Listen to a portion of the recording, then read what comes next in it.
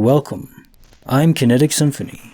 I hunt down and report on weird and true mysterious stories, from glitches to the paranormal. Would you like even more content? Here's my Patreon. Now onto the stories. Case file number 1307, written by TetonHiker, A Mother's Celestial Instinct. I was a young mother with 2 kids about 8-month and 3-month-old. We lived in Pittsburgh in an old Victorian home. Very common there. We had just come home from a long Easter Sunday at my brother-in-law's. The kids were tired and we needed to get up early for work and daycare, so we were hurrying to unload the car and get them into bed.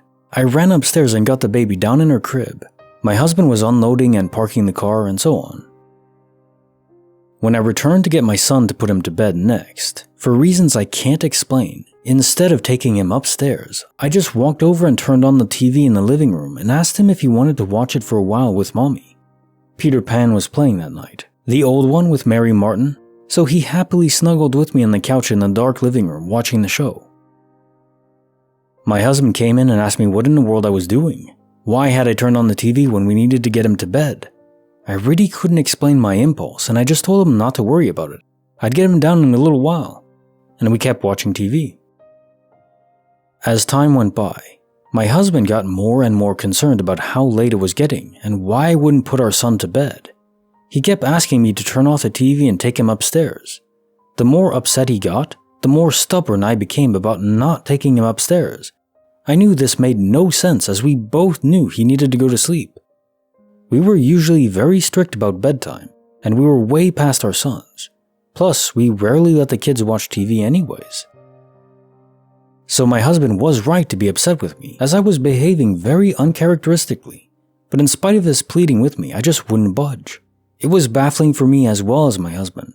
It was like part of me knew he was totally right, and the other part of me was helpless to explain why I was behaving so oddly, and was so determined to keep him downstairs and not take him upstairs. Just as my husband started to get really frustrated with me, we heard a huge crash upstairs. We looked at each other and both ran to the stairs and saw what looked like a white cloud roiling at the top of the stairs and starting to come down the stairs. We both thought something had happened in the baby's room, like her crib had collapsed or something large had fallen in her room. So we raced upstairs and found she was fine, still asleep, and nothing in her room was disturbed. But in my son's room, we saw a cloud of white dust still coming out of the door. We looked inside and saw that his entire plastic ceiling had collapsed. Only wooden lath remained, and big heavy chunks of thick plaster had fallen all over his bed. It was covered. One big piece was lying on his pillow right where his head would have been if we had put him to bed when we got home. He would have most likely been killed or very seriously injured. But instead, he was downstairs watching Peter Pan and Wendy. To this day, I can't explain why I turned on the TV or refused to put my son to bed as expected, or why I became more and more stubborn as my husband begged me to stop the madness and get back on track. There was a very strong force in me at the time that I really couldn't override, even though I knew that what I was doing made no logical sense. But whatever it was, it saved my son's life. And my husband and I were both extremely thankful. Nothing like that has ever happened to me since then. My son is now 38, with 2 young sons of his own. Case notes for file 1307, A Mother's Celestial Instinct. I really connect with this story especially because I think this happened with my mom too. Or was it my dad? All I know is we were driving. One of my parents, I don't remember which one, I think it was my mom, but anyways. We were supposed to take a certain road and we didn't. We ended up taking a different one that was longer. Yeah, it was my mom because my dad was asking her, why are you doing? It's going to take, an extra 15 minutes to get home. And in the road that we would have normally taken, there was a big accident. Now, I don't know if we would have been in the accident. We only learned about it the next day. But it makes you wonder, doesn't it? How much information is baked into our gut, in our instincts, that we often ignore. Now, it's not always as devastating as this, but my God, it's really incredible.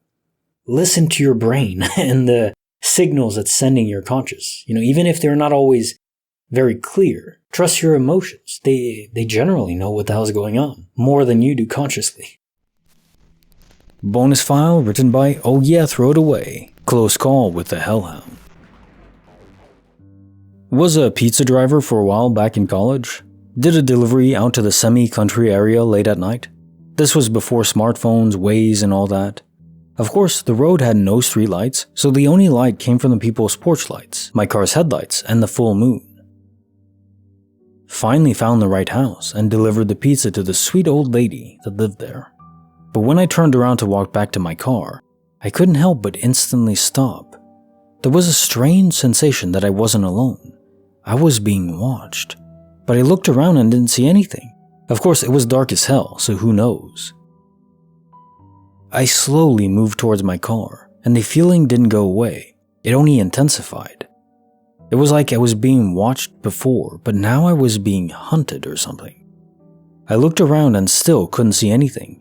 So I shrugged, figured I was imagining things, and opened my car door when suddenly I heard a clicking sound, like something was tapping the pavement and the road really fast. I hopped into my car and barely got the door shut when this giant Cujo kind of evil dog jumped at the driver window. He was growling and you could just tell that he wanted a piece of me in a big way. He had drool coming off his mouth. His breath fogged the window and it was like I could feel the reverb of his growling in my chest through the window. It was only after the fact that I realized how close I came to getting the crap mauled out of me or possibly killed by some crazy bloodthirsty dog. Half the drivers had heard where I went for the delivery and they asked me about the dog. Turns out they'd seen him before, but nobody thought to warn me about it. Caissons for the bonus file. Close call with a hellhound. There aren't many wild dogs or animals in the area I live in, which is nice. But yeah, when you're really rural, in a very, out there area, you get to have less people around, which in some ways is a good thing, especially just where you live. I like being around some people, but where I live, I want to be as far away as possible. But then you get beasts like this sometimes. Now, do I think it was an actual hellhound? Probably not.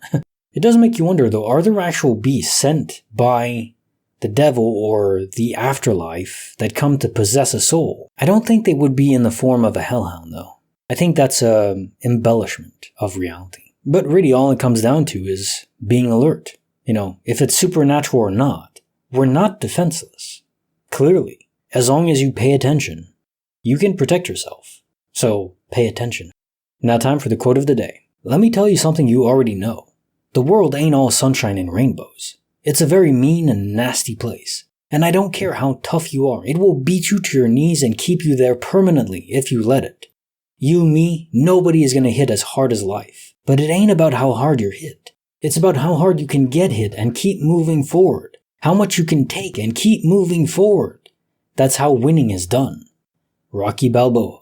When you're rewatching those movies and those montages come out, the training montages, my God, you just feel like you could lift 1,000,000 tons after that, right? You want to go for a run, and of course, that motivation doesn't last. Because that's the point. It's not about motivation. Motivation can be a good catalyst. It can get maybe it's like the ember, the spark that ignites the flame, but you have to be the flame. It's all internal. It's discipline. If you've been putting something off, maybe watch a good movie like Rocky Balboa to get you motivated, to get you started. But to keep going, that's all you. That's your flame. Nothing else is going to keep you going besides you. So get hit by life, say thank you, and keep going forward. Like the video, subscribe, hit the bell. Kinetic Symphony signing off.